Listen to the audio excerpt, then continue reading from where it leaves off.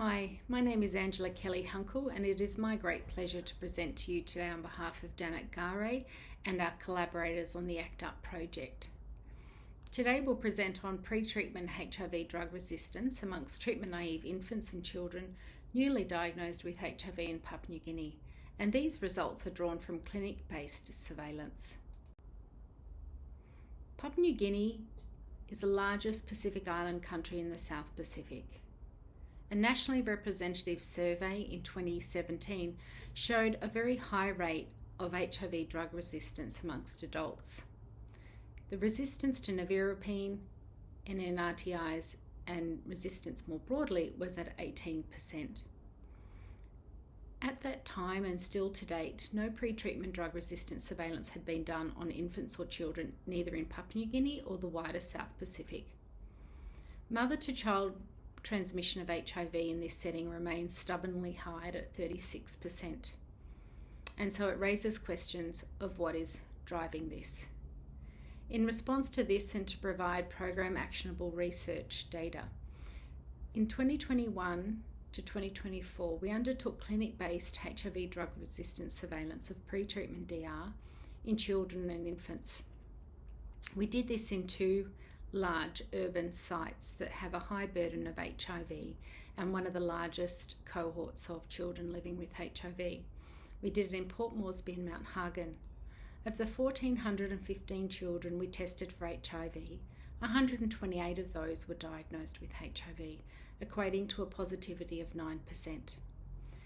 Of these 128 children, we were able to get HIV drug resistance results for 56.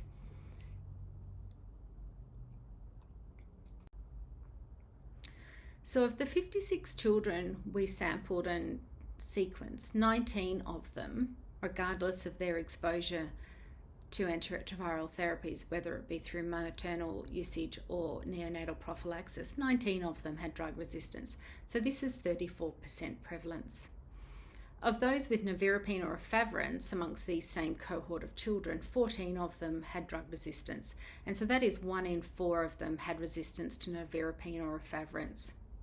When we then just look at the drug resistance amongst the children with known PMTCT exposure, 15 of the 39 had resistance. So this is around 39%.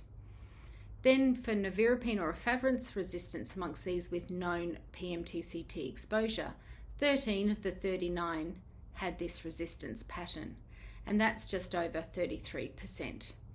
When we look then with children who have no or unknown exposure to PMTCT, we see that both the denominator of the children in our cohort reduces, but so too does the number with resistance, which suggests that the resistance is higher amongst those with exposure.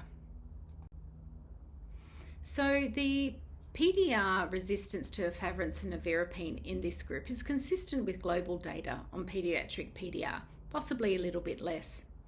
But the resistance to abacavir is high, and this reinforces some of the data we're seeing globally that says that we need to really be looking at this and safeguarding abacavir into the future for pediatrics.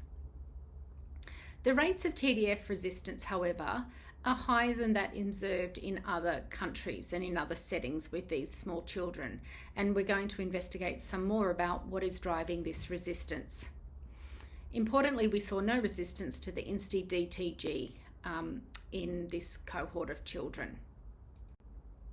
So what has PNG done with this data, particularly as it was emerging? So PNG removed more than 2 years ago the WHO risk stratification for neonatal prophylaxis, where it requires that dual therapy is administered to all children. PNG has also been exploring more effective neonatal infant prophylaxis over the last 2 years, and long been looking at removing nevirapine and including 3TC and another INSTI. And so it really welcomes the new WHO guidelines on neonatal prophylaxis. They're a welcome relief to PNG with considering the maternal to child transmission rates, but also this resistance pattern in this country. But we're also considering whether or not AZT should remain rather than transitioning to abacavir, given the need to safeguard this treatment going forward and the local DR data. So not only are we maintaining surveillance in this population to inform and safeguard paediatric treatment into the future, but PNG is also supporting increased coverage of treatment in pregnant women and to support viremia suppression in these women. As always, we'd like to acknowledge the children living with HIV and their families, our donors and all the staff who make this possible.